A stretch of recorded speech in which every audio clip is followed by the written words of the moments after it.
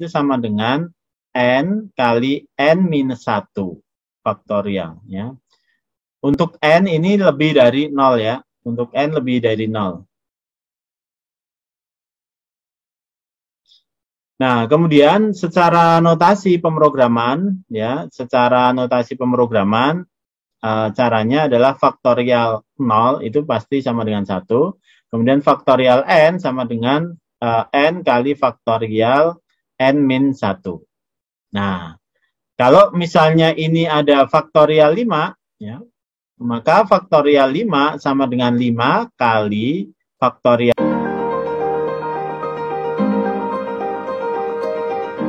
Bismillahirrahmanirrahim. Assalamualaikum warahmatullahi wabarakatuh. Selamat sore semuanya.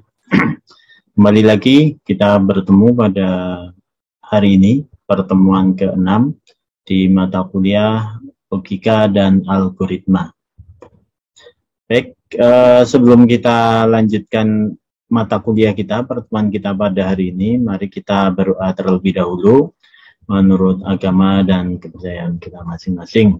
Bagi yang muslim kita buka dengan bismillah. Bismillahirrahmanirrahim.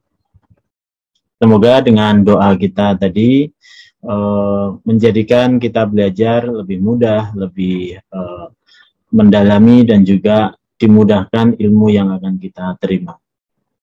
Baik, pada hari ini kita akan membahas di pertemuan ke-6 itu terkait dengan rekursiv ya. Kalau minggu lalu di pertemuan ke-4 sudah berhubungan dengan branching, kemudian di pertemuan ke-5 looping ya. Branching yaitu percabangan, kemudian di pertemuan ke-5 minggu lalu adalah looping ya, perulangan. Kemudian kalau yang pertemuan kali ini adalah rekursif ya. Rekursif atau struktur ya, di mana struktur rekursif ini adalah struktur kode program ataupun algoritma yang memanggil dirinya sendiri ya, secara berulang. Oke, jadi struktur rekursif ini adalah suatu proses yang bisa memanggil dirinya sendiri. Ya, contoh yang memanggil konsep rekursif ini. Di kehidupan sehari-hari, misalnya kalian memiliki sebuah roti tawar yang panjang, ya kan?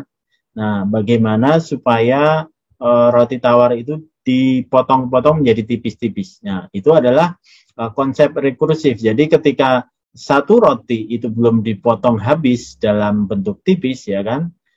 Itu maka akan melakukan pemotongan lagi, ya. Nah, algoritmanya yaitu jika sudah habis atau potongannya ya sudah paling tipis, maka pemotongannya akan selesai. Jadi yang kedua, jika roti masih ada sisa yang atau bisa dipotong, maka dipotong lagi ya dari tepi roti tersebut, lalu lakukan prosedur 1 dan 2 untuk sisa potongnya. Jadi proses ini itu akan dilakukan secara terus-menerus sampai potongan roti itu habis. Atau misalnya bagi yang cewek-cewek biasa di dapur itu mau motong wortel ya wortel yang masih panjang itu kemudian mau dipotong-potong, ya itu kan prosesnya adalah akan melihat dulu terlebih dahulu panjang dari wortel tadi. Kemudian prosesnya adalah dipotong, ya kan, potong-potong. Ketika wortel itu masih belum tipis ataupun masih ada sisa yang bisa dipotong, maka akan melakukan proses pemotongan sampai habis. Ya. Itu konsepnya. Jadi konsep awalnya ataupun konsep mudahnya rekursif itu selama objeknya itu masih bisa dilakukan algoritma ataupun proses itu akan berjalan. Nah, untuk rekursif ini ada beberapa contoh ya. Jadi beberapa fungsi rekursif yang memanggil dirinya sendiri. Yang pertama ini ada fungsi pangkat. kemudian yang kedua faktorial, ya, dan yang ketiga Fibonacci, serta yang terakhir ini nanti menara Hanoi. Ya. Jadi fungsi pangkat ini itu akan memanggil dirinya selama pangkatnya masih bisa ataupun belum terpenuhi, ya. Kemudian faktorial juga, ini faktorial dan juga Fibonacci. Oke, kita akan lihat satu-satu terlebih dahulu. Ya. Fungsi pangkat. Nah, fungsi pangkat ini akan menghitung, ya, menghitung misalnya ada 10, ya, menghitung 10 pangkat N dengan menggunakan konsep rekursif, ya. 10 pangkat N. Nah, secara notasi pemrograman, ya, notasi pemrogramannya itu dapat ditulisnya seperti ini. 10 pangkat 0 itu sama dengan 1. Kemudian 10 pangkat N, ya, sama dengan 10 kali 10 pangkat N-1. Nah, ini proses kedua. Proses kedua sampai akhirnya pangkatnya adalah 0, ya kan? Kalau N itu berarti 10 kali 10 pangkat N-1. Nah, kalau misalnya di sini contohnya adalah 10 pangkat 3. Ya, contohnya 10 pangkat 3, maka akan menghasilkan 10 pangkat 3 sama dengan 10 kali, ya, 10 pangkat N-1. Tadi N-nya 3 dikurang 1 berarti 10 pangkat 2.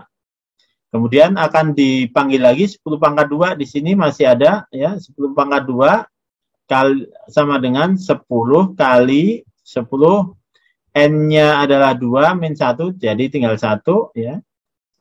Kemudian 10 pangkat 1 masih bisa dilakukan pangkat, ya, diproses lagi 10 pangkat 1 sama dengan 10 kali 10, tadi N-nya 1 dikurang 1, 0, berarti 10 pangkat 0. Kemudian 10 pangkat 0 sama dengan 1. Nah, dari sini bisa diambil nilainya, ya kan? Bisa diambil hasilnya. Oke. Kalau kita implementasikan, ya, bila diimplementasikan di dalam bahasa program, tentunya menggunakan Python, ini contohnya untuk fungsi pangkat. Nah, fungsi pangkat di sini yaitu menggunakan def, ya. Def ini adalah untuk fungsi, membuat fungsi, ya. Fungsi pangkat, ya, def pangkat xz, ya. Kemudian jika z sama dengan 0, maka returnnya 1. Jika tidak, maka return x kali pangkat x, z min 1. Nah, ini tadi z-nya adalah di kurang 1, ya. Z kurang 1. Nah, contoh. Nah, ini x-nya di input, ya, masukkan nilai input x, kemudian masukkan nilai input z, ya. Kemudian baru di print, yaitu pangkat, ya, pangkat dari 10 pangkat 3, ya, d ini sama dengan berapa nih? Jadi nanti xy, ya, x ya ini di sini x, kemudian y-nya ini 10 pangkat y, ya kan? Koma pangkat, ya, pangkat xy. Nah, kalau di contohnya, ya, misalnya dimasukkan dengan 10 pangkat 3, ya, di x-nya diisi 10, y-nya diisi 3, maka 10 di pangkat 3 sama dengan 1000. Gitu. Ini kalau menggunakan pangkat. Coba saya contohkan di Python-nya. Kalau misalnya nilainya kita ganti 8 bisa enggak? Atau berapa? Sebentar. Nah, ini Misalnya pangkat ya. Kalau tadi di contohnya adalah diisi 10, X-nya, kemudian pangkatnya adalah 3. Ini 10 pangkat 3, itu adalah 1000. Kalau misalnya kita isi X-nya ada 2, pangkat 3 berapa? Nah, 8 ya. 2 di pangkat 3 sama dengan 8. Kalau misalnya diisi dengan X-nya itu adalah misalnya 8, pangkat 3, 5, 12. Nah, ini adalah fungsi rekursif untuk pangkat. Jadi dia akan melakukan perhitungan ya, melakukan perhitungan di mana Y-nya itu di minus 1. Nah, jadi prosesnya ini ya, yang dipangkat ini tadi, pangkatnya itu adalah Y-nya minus 1 terlebih dahulu. Oke, kemudian yang ini. Jadi fungsi pangkat itu akan memanggil dirinya sendiri, yaitu setiap nilai X dan Y di input akan dikirim ke fungsi pangkat melalui parameter variabel X dan Y tadi. Selama nilai Z bukan 0, maka fungsi pangkat akan terus memanggil dirinya. Ya, dan nilai Y akan selalu berkurang 1 atau Y-1 sampai kondisinya terpenuhi, ya, terpenuhi atau pangkatnya hilang. Itu. Faktorial. Ya, faktorial. Faktorial ini adalah ya, ini tadi setelah pangkat ini faktorial. Jadi faktorial ini adalah notasi ya, di mana nilai dari faktorial itu ya dimulai dari faktorial dia ya. Nah, ini faktorial itu dimulai dari ini, misalnya 0 faktorial itu pasti 1. Kalau n faktorial itu sama dengan n kali n minus 1 faktorial ya. Untuk n ini lebih dari 0 ya. Untuk n lebih dari 0.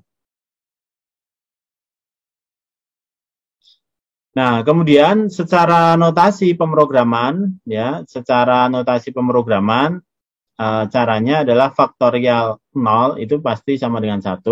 Kemudian faktorial n sama dengan n kali faktorial n min 1. Nah, kalau misalnya ini ada faktorial 5, ya, maka faktorial 5 sama dengan 5 kali faktorial 4, ya kan? Kemudian faktorial 4, ya, ini min 1 ya nantinya. Faktorial 4 sama dengan 4 kali faktorial 3. Faktorial 3 sama dengan 3 kali faktorial 2. Kemudian faktorial 2 sama dengan 2 kali faktorial 1. Faktorial 1 sama dengan 1 kali faktorial 0. Ya. Maka nilainya akan kembali nilai awal. Nah, ini misalnya contoh ya, hitung 5 faktorial. Ya, hitung 5 faktorial itu menggunakan cara rekursif, maka 5 faktorial sama dengan 5 kali 4 faktorial tadi ya. Kemudian secara rekursif nilai dari 4 faktorial itu dihitung kembali dengan 4 kali faktorial, 4 kali 3 faktorial, sehingga 5 faktorial menjadi 5 ya. 5 faktorial sama dengan 5 kali 4 kali 3 faktorial. Kemudian dikalikan lagi 3 faktorial berapa ya? Dihitung 3 kali 2 faktorial ya. Jadi 5 faktorial, 5 kali 4 kali 3 kali 2 faktorial. 2 faktorial itu masih bisa dihitung lagi, ada rekursifnya ya, secara rekursif. Jadi 2 faktorial itu adalah 2 kali 1 ya, sehingga 5 faktorial itu adalah 5 kali 4 kali 3 kali 2 kali 1. Sama dengan 120. Benar nggak? Ya, benar nggak nilainya? Kita coba. Kalau di menggunakan bahasa Python-nya, ini faktorial.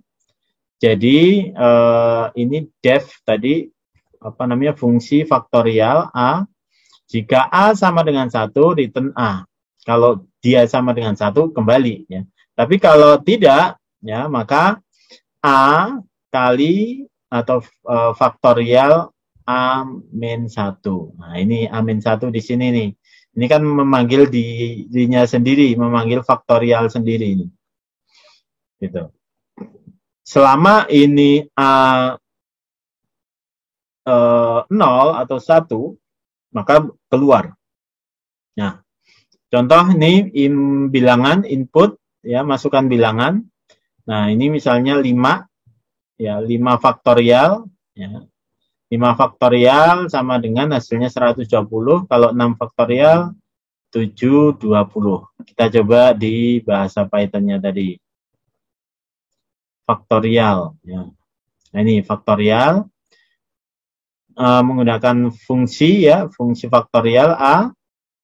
Jika A sama dengan 1, ya, kemudian kembali A-nya, kemudian kalau lebih dari 1 akan memanggil dirinya atau faktorial.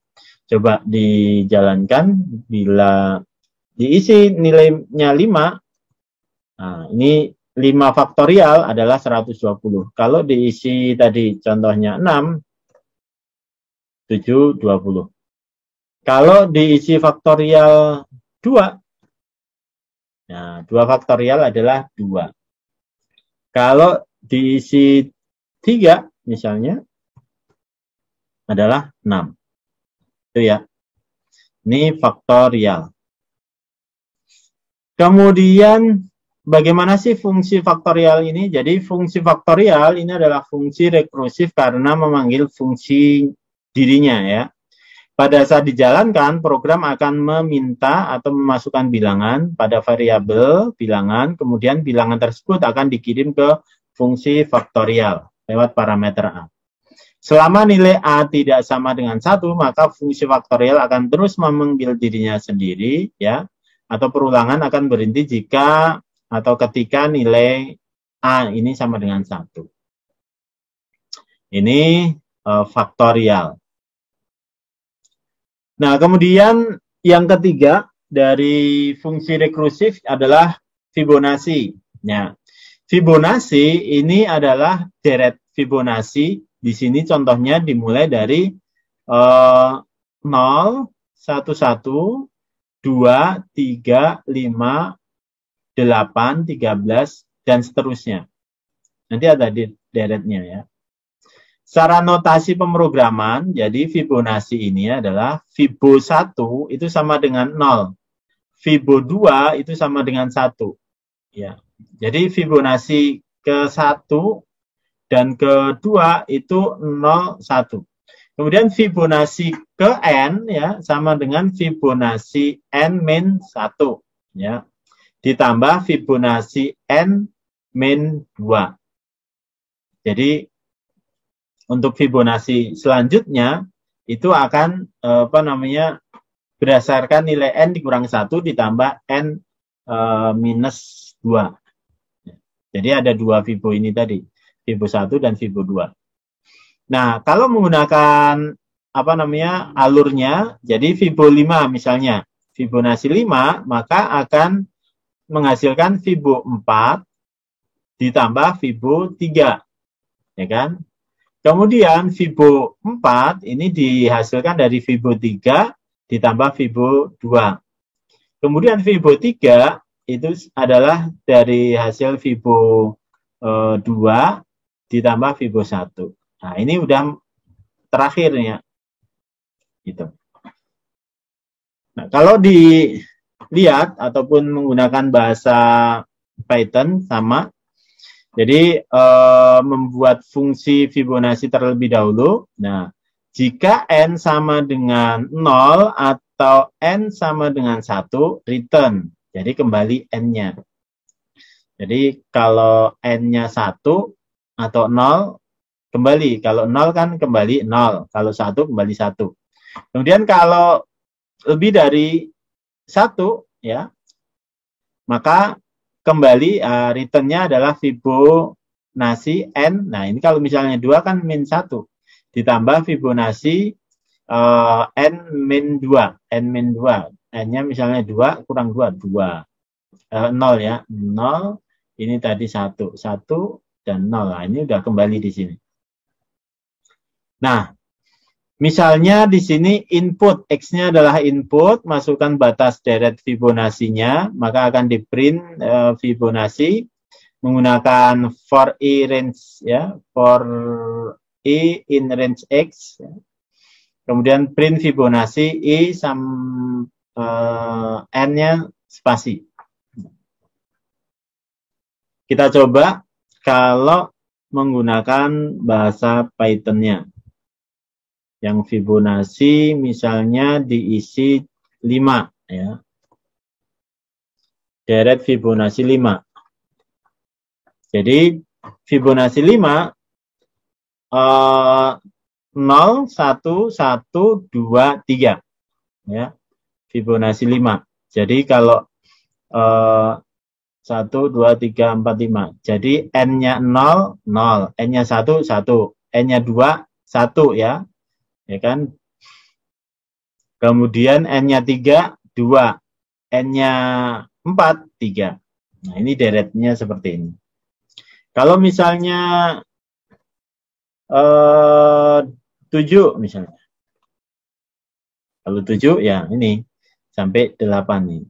0 1 1 2 3 5 8. Kalau misalnya 10 ya. Nah, banyak nih. Jadi pasti dari urutan 0, 1, 1, 2, 3, 5, 8, 13, 21, 34, dan seterusnya. Itu nanti akan memanggil deret Fibonacci-nya. Oke, ini Fibonacci. Jadi, Fibonacci ini adalah fungsi rekursif yang memanggil dirinya sendiri juga, ya. Bilangan Fibonacci adalah bilangan yang memiliki suku awal 0 dan 1. Dan suku berikutnya adalah penjumlahan dari dua suku sebelumnya. Jadi penjumlahan dari dua suku sebelumnya. Kalau kita lihat nih, ya, kita lihat dua suku sebelumnya. Nah, misalnya 5 Fibonacci. Dua suku sebelumnya, ini 0, 1, ya kan, dua suku sebelumnya ini jumlah 1, ya kan, yang ketiga. Kemudian untuk yang keempat ini 1 ditambah 1 2, ya kan. Kemudian ini dua suku sebelumnya ini 1 dan 2 3. Kemudian nanti ini 2 dan 3, dua suku kata jadi 5, ya kan. 5 dan 3, 8. 8 dan 5, 13. Kemudian ini misalnya nanti di sini setelah 13 berarti 21 ya. 21. Setelah 21, 3, 4. 3, ya 21, 3, 4. 3, 4. Tadi kan 4 udah ada. Seperti itu. Jadi Fibonacci itu adalah dari fungsi, ya, fungsi yang memanggil dirinya sendiri. Memanggil nilainya sendiri, kemudian akan melakukan penjumlahan dua Fibonacci sebelumnya. Kemudian menara Hanoi atau konsep menara Hanoi. Nah, di sini rekursif yang ketiga adalah konsep menara Hanoi. Jadi, menara Hanoi ini bagaimana memindahkan sebuah atau tumpukan disk, ya. Ini tumpukan sebuah barang ataupun disk, ya, tumpukan ini ke tiang tujuan dengan posisinya sama, ya. Ini 1, 2, 3, 4, 5. Posisinya sama nanti. yang paling besar di bawah, kemudian atasnya lebih kecil, atasnya kecil, kecil, dan paling tingginya adalah paling kecil. Ya. Jadi, jika N sama dengan 1, maka langsung dipindahkan saja piringan dari tiang A ke tiang C. Jadi kalau cuma ada 1, ini ya udah langsung dipindahkan ke sini, ya kan? Tapi kalau N-nya itu lebih dari 1 ya, maka selesai. Tapi kalau N-nya lebih dari 1, maka pindahkan N-1 piringan yang paling atas dari tiang A ke tiang B. Ya. Kemudian pindahkan piringan ke N, ya, atau piringan terakhir dari tiang A itu ke tiang C. Jadi prosesnya kalau lebih dari 1, maka ini piringan pertama akan dipindahkan ke B terlebih dahulu. Ya. Kemudian piringan terakhir di A itu akan dipindahkan ke C. Kemudian pindahkan N piringan, ya, N-1 piringan dari tiang B ke tiang C. Nah, ini N-nya di sini kan tadi ada 1. Ya. Ini dipindahkan ke sini. Nah, di atasnya. Ya.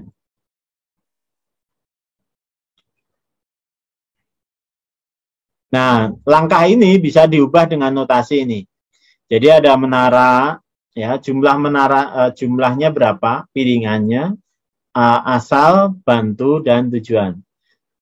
Untuk jumlah piringan lebih dari N, ya, N lebih dari 1 dapat dibagi menjadi 3 notasi, ya. Menyelesaikannya, notasinya adalah menara N-1 asal tujuan bantu. Kemudian menara N asal bantu tujuan atau asal ke tujuan. Kemudian menara N-1 bantu asal dan tujuan. Nah, ini kalau digambarkan, ya, digambarkan yang pertama ini menara, ya, menara 1 A, C, B, ini A ke B. Kemudian menara 2, ya, menara 2 A, C, B, ini A pindah ke C. Ya, A pindah ke C. Kemudian menara 1 BAC, B pindah ke C terlebih dahulu. Menara ketiga, ya, menara 3 ACB, A pindah ke B, ini menghasilkan A ke B. Kembali lagi ke menara 1 CBA, ini C ke B. Kemudian menara 2 CAB, C ke B, C B. Ini A, B, dan hasil akhirnya ini. Ini lebih mudahnya ini, ya, ilustrasi ini, ya, ilustrasi ini dapat dilihat di sini di web Mathsysfun, ya. Saya coba.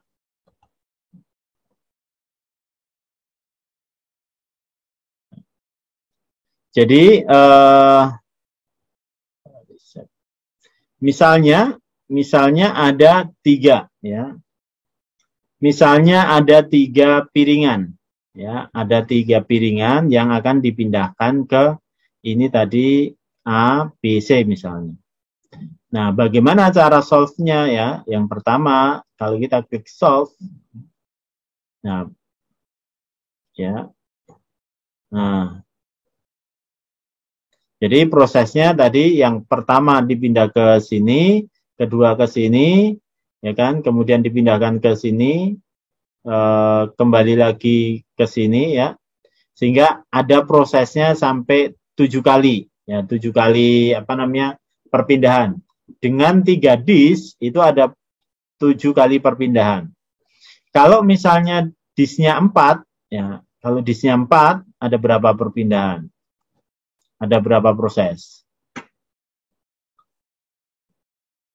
6, 7, 8, ya, 9, 10, 11, 12, 13, 14, 15, 16. Nah, ada perpindahan sebanyak 15 kali. Jadi, konsep menara Hanoi ini adalah, ya, tadi dari,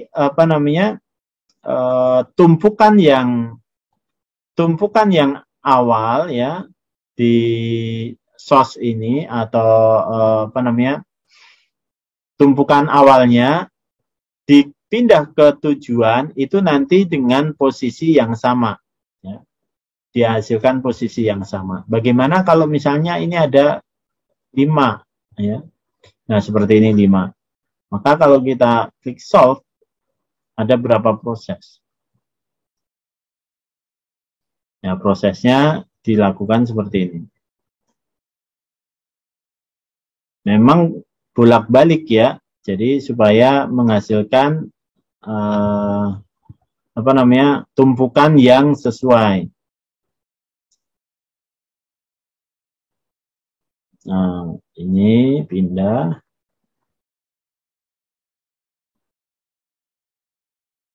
Nah, kalau dengan 5, ya, 5 disk itu ada 31. Jadi, rumus untuk mencari berapa kali jumlah perpindahan itu adalah dengan rumus 2n-1.